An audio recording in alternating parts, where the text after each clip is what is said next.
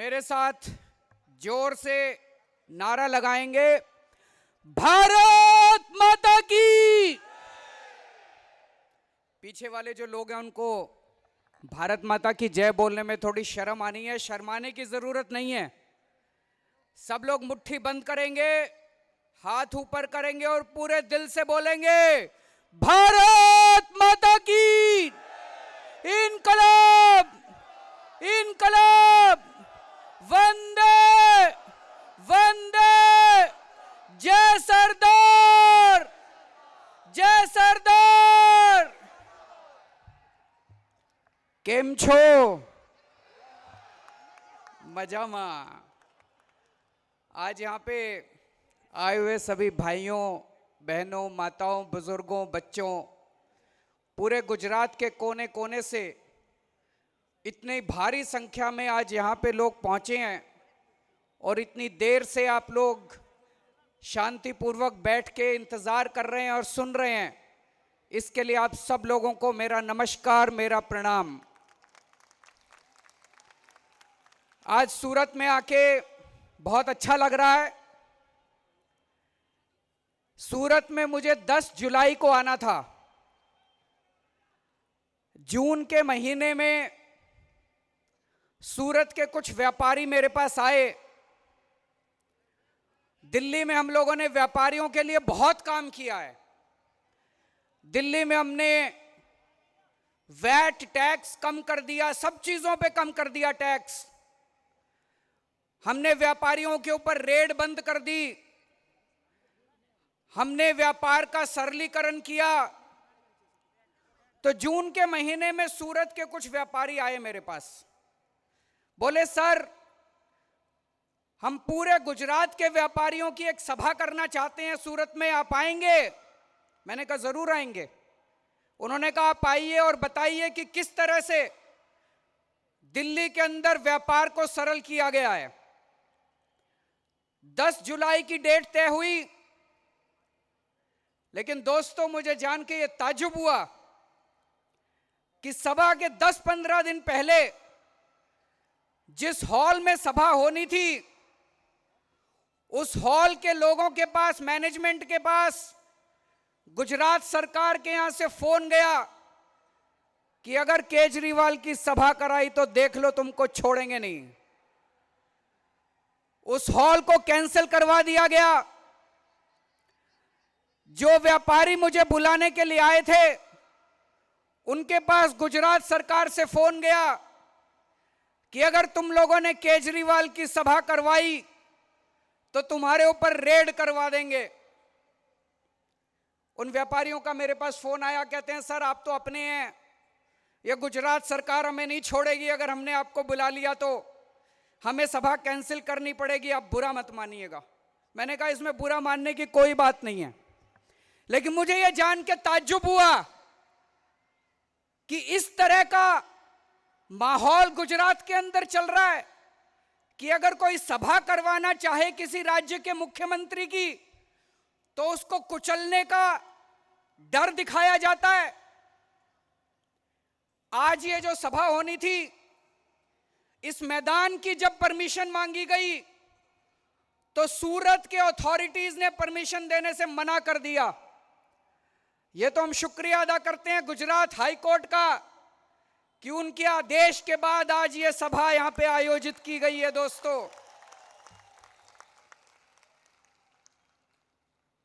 पिछले 2-3 महीने में मेरा कई बार आना हुआ गुजरात, कई लोगों के घर गया, और जो माहौल मैंने गुजरात के अंदर देखा है दोस्तों, वो माहौल वाकई दिल दहला देने वाला है। पूरा दमन का माहौल है कि अगर कोई भी गुजरात सरकार के खिलाफ, अगर कोई भी भाजपा के खिलाफ आवाज उठाने की कोशिश करेगा तो उसे कुचल दिया जाएगा। पिछले साल पाटीदार आंदोलन हुआ, शांतिपूर्वक आंदोलन हुआ, बहुत बड़ा आंदोलन हुआ 25-26 अगस्त को। पाटीदार न्यायपूर्ण तरीके से हक मांग रहे थे, अनामत का हक मांग रहे थे। सरकार को वो पसंद था कि नहीं था, ये अलग बात है, लेकिन इस देश के अंदर हर व्यक्ति को अपना हक मांगने का अधिकार है। शांतिपूर्वक हक मांगने का अधिकार है हर व्यक्ति को। शांतिपूर्ण तरीके से पाटीदार अपना हक मांग रहे थे, लेकिन 26 अगस्त के दिन निहत्थे लोगों के ऊपर गोली चला के कई पाटीदार लड़कों को शहीद कर दिया गया।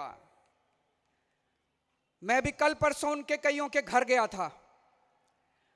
मेहसाना में मैं निशित के घर गया, मयूर के घर गया, कामली गांव में मैं कन्नू भाई जी के यहां गया, महेश के यहां गया। उन्होंने जो अपनी पूरी कहानी बताई, उनके परिवार वालों ने दिल रो पड़ा। उन्होंने बताया कि किस तरह से कोई हिंसा नहीं थी, कुछ नहीं थी। इनमें से एक लड़का तो बेचारा सुबह दूध लेने के लिए गया था। उसने देखा कि सड़क के ऊपर कुछ लोग चल रहे हैं, वो भी उनके साथ चलने लगा। अचानक पुलिस की गोली आकर उसको लगी। उसका क्या कसूर था? हमारे ये पाटीदार समाज के लड़के आतंकवादी नहीं थे, ये हमारे देश के नागरिक हैं। इनका क्या कसूर था? इनको क्यों गोली मारी गई?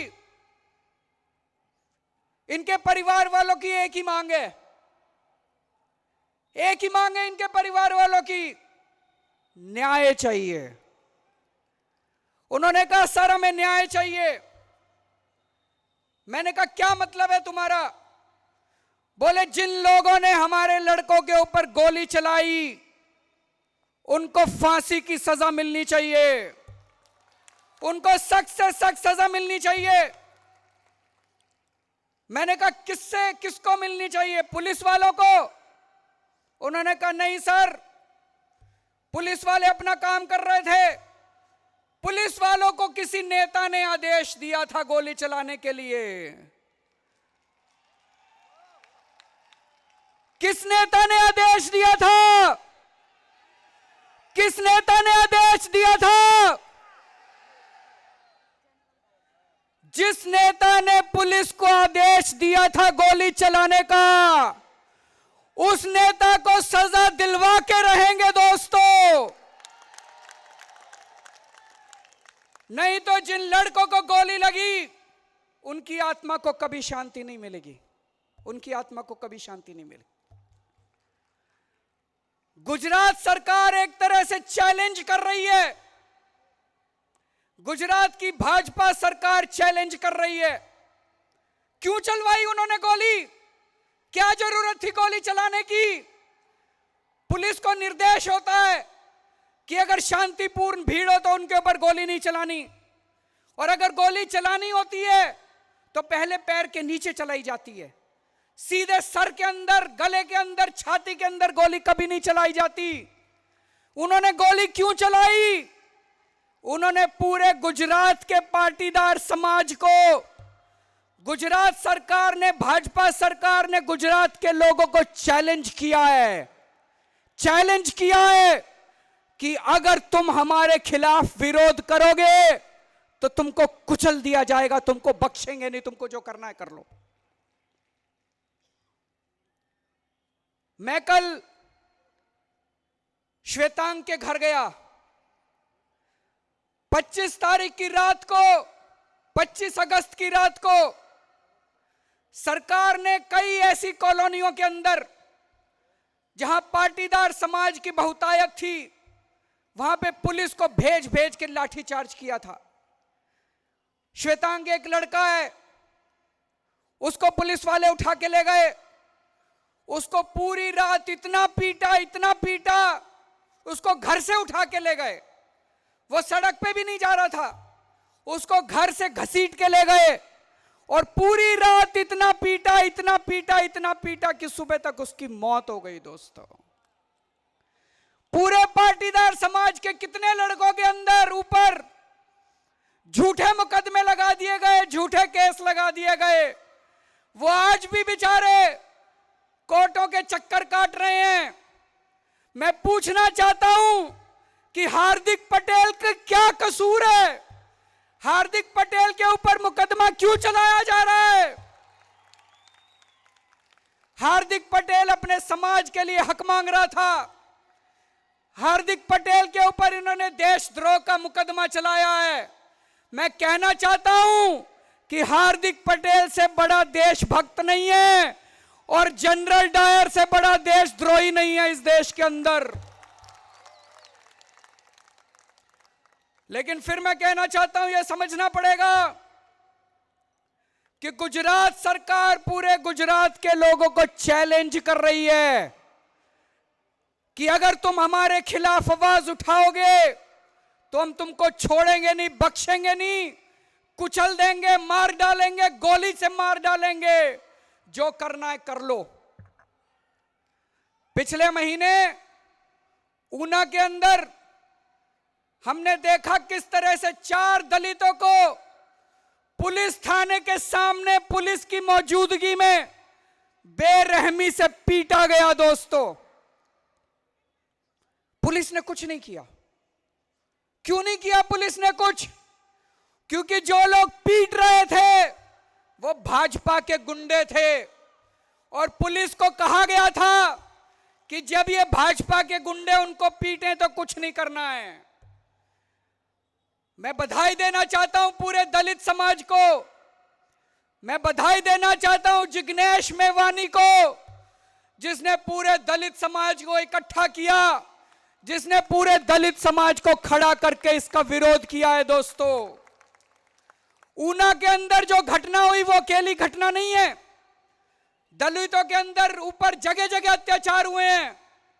मैं फिर से कह रहा हूं, गुजरात की भाजपा सरकार गुजरात के लोगों को चैलेंज कर रही है कि अगर तुम हमारे खिलाफ आवाज उठाओगे तो तुमको बख्शा नहीं जाएगा। दोस्तों, गुजरात के अंदर कहते हैं कि दारूबंदी है। क्या खाक दारूबंदी है?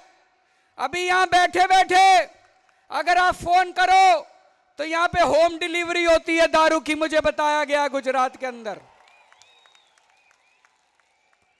नकली दारू बनती है।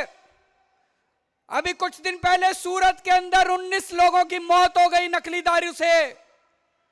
कितनी मौतें हो चुकी है नकली दारू से? मैंने अल्पेश ठाकुर से बात की। अल्पेश ठाकुर ने बताया कि कम से कम एक साल में 10 से 15 हजार लड़कों की मौत होती है नकली दारू से। 10 से 15 हजार लड़कों की। अल्पेश ठाकुर की संस्था ने गुजरात सरकार को पूरी लिस्ट दी है कि कहां कहां दारू बनती है गुजरात के अंदर, पूरी लिस्ट दी है। लेकिन गुजरात सरकार ने उसके ऊपर कोई कार्रवाई नहीं की। क्यों नहीं की? क्योंकि नकली दारू का धंधा कांग्रेस और बीजेपी के बड़े बड़े नेता करते हैं। दोस्तों, गलत तो नहीं कह रहा मैं? नकली दारू का धंधा ये बड़े बड़े नेता करते हैं। तो गुजरात सरकार कह रही है, चैलेंज कर रही है कि हम तो नकली दारू बिकवाएंगे, हम तो दारू बनाएंगे, तुम्हारे में दम में तो कुछ कर लो, जो कर सकते हो कर लो। 6 नवंबर को अल्पेश ठाकुर गुजरात के अंदर, अहमदाबाद के अंदर बहुत बड़ी रैली कर रहे हैं शराबबंदी के खिलाफ और बेरोजगारी के खिलाफ। हम उनको बधाई देते हैं और शुभकामनाएं देते हैं। आज हम जानते हैं दोस्तों, गुजरात को कौन चला रहा है? कौन चला रहा है आज गुजरात को? अमित शाह चला रहा है गुजरात को। पिछले कुछ सालों से अमित शाह गुजरात को चला रहा है। आनंदीबेन पटेल थी, उनके साथ उनकी खिटपिट रहती थी। आनंदीबेन पटेल कुछ चीजें उनकी मानती नहीं थी तो उन्होंने उसको बदल के विजय रूपानी ले आए। अब विजय रूपानी तो बताते हैं पूरा उनका ठप्पा है। जो अमित शाह कहते हैं विजय रूपानी वही करता है। तो अमित शाह की पूरे गुजरात को चेतावनी है, पूरे गुजरात को चैलेंज है अमित शाह का कि मैं तो गुजरात ऐसे ही चलाऊंगा, अगर मेरे खिलाफ विरोध करोगे तो मैं कुचल दूंगा और गुजरात वालों, जो कर सकते हो मेरा बिगाड़ सकते हो तो बिगाड़ लो। मेरे को याद आ रही है अन्ना आंदोलन की। अन्ना आंदोलन के टाइम पूरा देश खड़ा हो गया था, सारे देश के लोग सड़कों के ऊपर उतर आए थे। सारे देश के लोग क्या मांग रहे थे? सारे देश के लोग कह रहे थे कानून बना दो, लोकपाल बिल बना दो, भ्रष्टाचार के खिलाफ एक कानून बना दो। उस टाइम कांग्रेस की सरकार थी, अहंकार के अंदर डूबी हुई। कांग्रेस ने कहा नहीं बनाते। कांग्रेस ने चैलेंज किया कि अगर तुम्हारे में दम है तो चुनाव लड़ो, और चुनाव लड़के खुद आ जाओ और खुद अपना लोकपाल बिल बना लो। हमने बहुत हाथ पैर जोड़े कांग्रेस के। हमने कहा हम चुनाव नहीं लड़ सकते, हम बहुत छोटे लोग हैं, हम बहुत मामूली लोग हैं, हमारे को चुनाव लड़ना नहीं आता, हम आम आदमी हैं, हमारे पास पैसा नहीं है। लेकिन कांग्रेस ने कहा अगर लोकपाल बिल चाहिए तो चुनाव लड़ो और खुद आके लोकपाल बिल बना लो। जब हमारे पास कोई चारा नहीं बचा तो आम आदमी पार्टी बनानी पड़ी, और जब आम आदमी खड़ा हुआ दोस्तों तो 70 में से 67 सीट आई। कांग्रेस और बीजेपी दोनों साफ हो गई। कांग्रेस और बीजेपी दोनों साफ हो गई। मैं बार बार इनको बोलता हूं, इस देश में कभी आम आदमी को चैलेंज मत करना। इस देश में कभी आम आदमी को चैलेंज मत करना।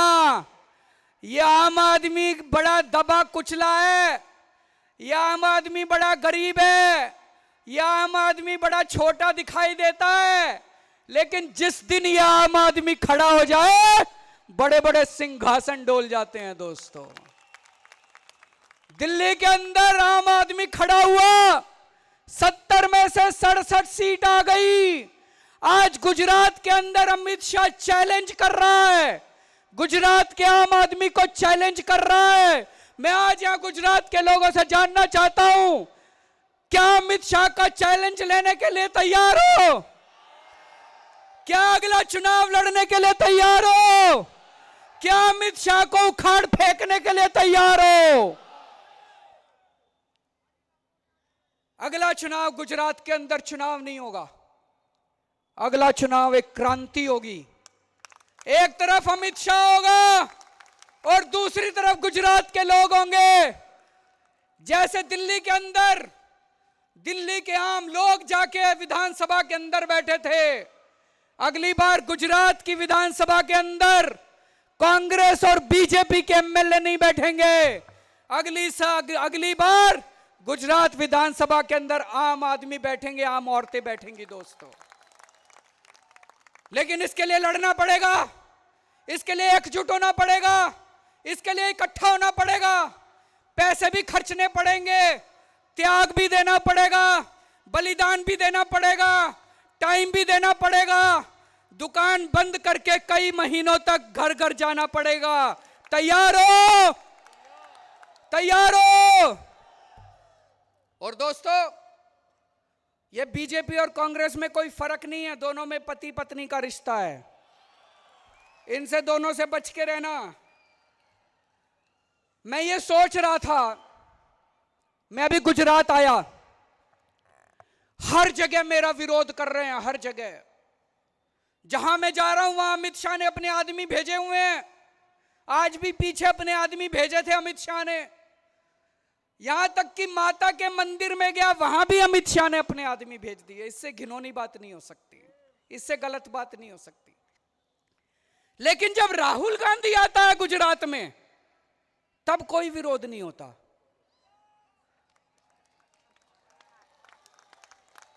राहुल गांधी सगा लगता है इनका। राहुल गांधी आता है तो कोई विरोध नहीं होता। मैं सोच रहा था, आज हमारे एक और एमएलए को इन्होंने 14 एमएलए को गिरफ्तार कर लिया, आम आदमी पार्टी के 14 एमएलए को। कांग्रेस के एमएलए को गिरफ्तार किया क्या? एक भी एमएलए को, कांग्रेस के एमएलए को गिरफ्तार नहीं किया। रॉबर्ट वाड्रा को गिरफ्तार नहीं किया, आम आदमी पार्टी के एमएलए को गिरफ्तार। तो बीजेपी और कांग्रेस में बड़ा गहरा रिश्ता है और गुजरात के लोग सबसे ज्यादा जानते हैं। गुजरात के लोग मुझे बता रहे थे अहमद पटेल और नरेंद्र मोदी जी बड़े मिलके काम करते हैं दोनों एक साथ। गलत तो नहीं कह रहा? दोनों में बड़ा अच्छा रिश्ता है, दोनों मिलके काम करते हैं। मुझे बड़ा दुख है ये चुनाव लड़ते हैं झूठे वादे करके। हम सब लोग जानते हैं किस तरह से इन्होंने झूठ बोला था कि काला धन वापस लेके आएंगे। काला धन कैसे वापस लेके आएंगे जब अंबानी और अडानी की जेब में बैठे हैं? सारा काला धन तो उन्हीं लोगों के पास है। इन्होंने कहा था 15-15 लाख रुपए देंगे, अब कहते हैं जुमला है। लेकिन दोस्तों, मुझे याद है 2014 के चुनाव के पहले प्रधानमंत्री जी ने कहा था कि मेरा दिल जलता है जब कपास के रेट 2000 रुपए से कम दिए जाते हैं। आज कपास का रेट 800 रुपए है। मैं प्रधानमंत्री जी को याद दिलाना चाहता हूं कि अब तो आप प्रधानमंत्री जी बन गए, अब तो कम से कम कपास का रेट 2000 रुपए कर दीजिए। अब दिल नहीं जलता, अब दिल नहीं जलता। दोस्तों, 2012 में कांग्रेस की सरकार ने जब ज्वेलर्स के ऊपर 1% एक्साइज ड्यूटी लगाई थी तो उस वक्त नरेंद्र मोदी जी ने उसका बड़ा विरोध किया था। लेकिन बड़े दुख की बात है कि आज खुद प्रधानमंत्री बनने के बाद उन्होंने देश के सारे ज्वेलर्स के ऊपर 1% ड्यूटी लगा दी। जो काम पहले कांग्रेस किया करती थी वो सारे के सारे काम आज भाजपा सरकार केंद्र में आने के बाद कर रही है दोस्तों। लेकिन मैं आपको कुछ उदाहरण देना चाहता हूं। दिल्ली के अंदर लोगों ने ईमानदार पार्टी को वोट दिया, राजनीति को साफ किया, इसका कितना बड़ा असर हुआ दिल्ली के अंदर। गुजरात के अंदर एक भी सरकारी काम बिना रिश्वत के नहीं होता। गलत तो नहीं कह रहा? कोई पुल बनता है, कोई सड़क बनती है, हर काम के अंदर पैसा चलता है। दिल्ली के अंदर अभी एक फ्लाईओवर बना, कांग्रेस के टाइम में, शीला दीक्षित के टाइम में बनना चालू हुआ था। 325 करोड़ का फ्लाईओवर बनना था। आपकी ईमानदार सरकार ने, आम आदमी की सरकार ने 325 करोड़ का फ्लाईओवर 200 करोड़ के अंदर बना के तैयार कर दिया। दोस्तों, कभी सुना आप लोगों ने 300 करोड़ का काम सरकार में बनते बनते बनते बनते 1000 करोड़ का होते तो देखा है, लेकिन 300 करोड़ का काम 200 करोड़ के अंदर बनते हुए नहीं देखा कभी। 125 करोड़ रुपए बचाए हम लोगों ने। कैसे बचाए? ये 125 करोड़ रुपए नेताओं की और अफसरों की जेब में जाया करते थे। अब दिल्ली में ईमानदार सरकार है, हम पैसे खाते नहीं हैं, तो 125 करोड़ रुपए बच गए। दोस्तों, एक साल में हम लोगों ने 5 फ्लाईओवर बनाए। 5 फ्लाईओवर में हमने 350 करोड़ रुपए बचा लिए। 350 करोड़ रुपए। फिर मैंने अपने सारे कैबिनेट की मीटिंग करी।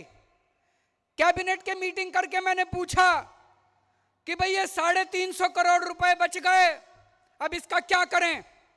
तो हमने तय किया कि दिल्ली के सारे सरकारी अस्पतालों के अंदर हमने सारी दवाइयां और सारे टेस्ट, सारा इलाज हमने फ्री कर दिया। दोस्तों, पूरे भारत के अंदर अकेला दिल्ली राज्य है जहां पे सरकारी अस्पतालों के अंदर सारे टेस्ट और सारी दवाइयां फ्री हैं।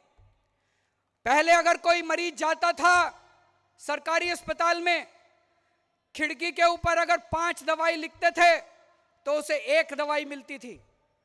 अब मैंने डॉक्टरों को बोला है पैसे की कमी नहीं होने दूंगा, लेकिन एक भी दवाई, हर दवाई चाहे 2000 रुपए की दवाई हो, हर दवाई सरकारी अस्पताल के अंदर मिलनी चाहिए। गरीबों को दवाई की कमी नहीं होनी चाहिए। जब मैं दिल्ली का मुख्यमंत्री बना, दिल्ली में बिजली सबसे महंगी थी। आज मुझे ये कहते हुए खुशी हो रही है कि पूरे देश के अंदर आज दिल्ली में बिजली सबसे सस्ती है। दोस्तों, मैं आपको, अगर दिल्ली के अंदर कोई 200 यूनिट बिजली खर्च करता है, कोई घरेलू आदमी 200 यूनिट बिजली दिल्ली में खर्च करता है, तो उसका 462 रुपए का बिल आता है। गुजरात के अंदर 200 यूनिट बिजली खर्च करता है तो उसका 924 रुपए का बिल आता है। दिल्ली के अंदर कोई 400 यूनिट बिजली खर्च करता है तो उसका 1150 रुपए का बिल आता है। गुजरात के अंदर कोई 400 यूनिट बिजली खर्च करता है तो उसका 2100 रुपए का बिजली का बिल आता है। गुजरात के अंदर बिजली के दाम दिल्ली से पूरी तरह से दुगने हैं दोस्तों। दिल्ली के अंदर हमने मोहल्ला क्लिनिक बनाए, झुग्गी बस्तियों के अंदर, गली गली के अंदर। मोहल्ला क्लिनिक मतलब एक छोटा सा क्लिनिक है, उसमें डॉक्टर बैठता है, एयर कंडीशनड क्लिनिक है, सारी दवाइयां फ्री है, सारे टेस्ट फ्री है। पूरी दुनिया के अंदर उसका नाम हो रहा है दोस्तों, पूरी दुनिया के अंदर। और इस बार पहली बार हुआ है। गुजरात के अंदर भी मैंने सुना है कि शिक्षा बहुत महंगी होती जा रही है। क्यों? क्योंकि पूरा का पूरा शिक्षा माफिया है। शिक्षा माफिया पैसे देता है सरकार को और हर साल स्कूल फीस बढ़ाते रहते हैं, हर साल स्कूल फीस बढ़ाते रहते हैं। इस बार पहला साल है दिल्ली के अंदर, हम लोगों ने दिल्ली के स्कूल में फीस नहीं बढ़ाने दी किसी भी स्कूल को। कुछ प्राइवेट स्कूलों ने फीस बढ़ाई थी, हमने ऑर्डर करके उनकी फीस कम करवाई और उनको सबको, जितने पेरेंट्स हैं सबको बढ़ी हुई फीस हमने रिफंड करवाई है दोस्तों। पहली बार हुआ, बढ़ी हुई फीस रिफंड करवाई है हम लोगों ने। बहुत सारे काम किए। किसानों को, गुजरात के अंदर किसान आत्महत्या कर रहे हैं, लेकिन दिल्ली के अंदर पिछली साल बेमौसम बारिश हुई, किसान मेरे पास आए, मैं उनके गांव-गांव में गया, मैंने उनकी फसलों का जायजा लिया और हमने दिल्ली के किसानों को 50,000 रुपए हेक्टेयर के हिसाब से मुआवजा दिया। 50,000 रुपए हेक्टेयर। लाल बहादुर शास्त्री ने कहा था, जय जवान जय किसान। आज किसानों की जमीनें छीनी जाती है, उनको कौड़ियों के हिसाब से पैसा दिया जाता है, उनकी जमीन भी छिन जाती है और बेचारे किसी लायक नहीं रहते। दिल्ली के अंदर हमने किसानों की जमीन का 3.5 करोड़ रुपए पर एकड़ के हिसाब से मुआवजा तय किया है। 3.5 करोड़ रुपए एकड़। पूरे देश में सबसे ज्यादा मुआवजा आज दिल्ली के किसानों को मिल रहा है। और अगर कोई भी शहीद, कोई भी सिपाही अगर सीमा पर शहीद होता है और वो दिल्ली का रहने वाला है तो उसके परिवार को 1 करोड़ रुपए की सम्मान राशि दिल्ली सरकार देती है दोस्तों। तो दोस्तों, अगर राजनीति ईमानदार हो जाए तो सब कुछ बदल सकता है। आज शिक्षा खराब है क्योंकि राजनीति खराब है। आज सड़कें खराब है क्योंकि राजनीति खराब है। आज हमारे युवा बेरोजगार हैं क्योंकि राजनीति खराब है। आज हम सब लोगों को यहां से प्रण लेके जाना है कि हम अमित शाह का चैलेंज स्वीकार करते हैं। आने वाले चुनाव गुजरात के लोग लड़ेंगे और गुजरात के लोग आने वाले समय में गुजरात की राजनीति साफ करेंगे, जैसे दिल्ली के लोगों ने करके दिखाई थी दोस्तों। ये बीजेपी वाले कहते हैं हम हिंदुओं की पार्टी हैं, कहते हैं ना बीजेपी वाले हम हिंदुओं की पार्टी हैं। मेरे को एक आदमी मिला, कहता भाई साहब ये जितने पाटीदार लोगों को, लड़कों को इन्होंने गोली मरवाई वो तो सारे हिंदू थे। ऊना के अंदर जिन दलितों की पिटाई करवाई वो तो सारे हिंदू थे, तो हिंदुओं के ऊपर इन्होंने गोली क्यों चलवाई? ये हिंदुओं की पार्टी नहीं है, ये सत्ता और पैसे के लालची लोगों की पार्टी है। इनका बस चले तो अपने घर के लोगों को बेच के भी ये सत्ता और पैसा कमा लेंगे। ये दोस्तों, ये किसी की पार्टी नहीं है, ना हिंदुओं की पार्टी है, ना मुसलमानों की पार्टी है, ना सिखों की पार्टी है। ये सत्ता और पैसे के लालची लोगों की पार्टी है दोस्तों। आप में से कौन कौन लोग काली चौदस मनाते हैं? काली चौदस कौन कौन मनाते हैं? सबको पता है क्या होती है काली चौदस? काली चौदस दिवाली के एक दिन पहले आती है।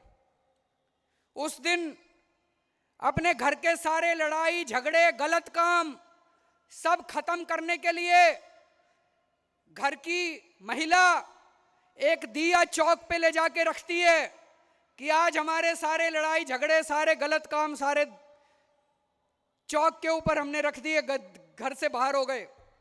इस काली चौदस को आप जनरल डायर के नाम का भी एक दिया चौक पे रख दीजिएगा कि अब जनरल डायर को गुजरात से भगाना है। अब हमारे गुजरात के कलेश सारे खत्म हो गए दोस्तों।